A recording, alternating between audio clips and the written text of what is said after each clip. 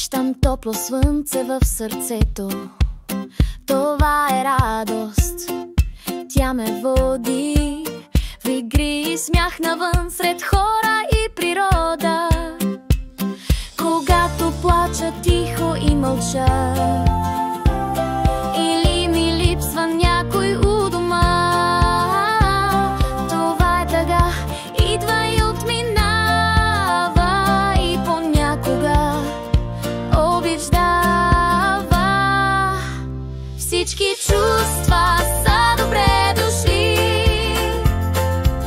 всички живеят вътре в мен. Щом ги чуя, те са ми приятели, те ме учат кой съм аз днес.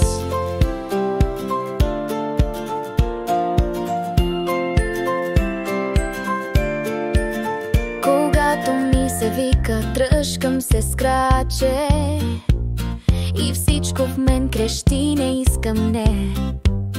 Това е гневчето, силен глас, но мога да го чуя и да го пусна встрани от нас. Ако се страхувам, крия се въгъла, или ме срам, че съм сгрешила, мога да дишам, мога да се спра и да си кажа: всичко е окей, дори така.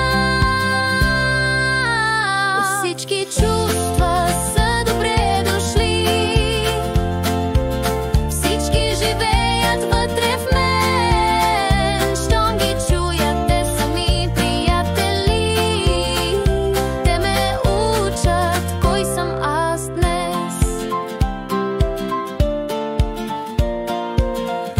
Чувствами живея, всяко чувство е част от мен,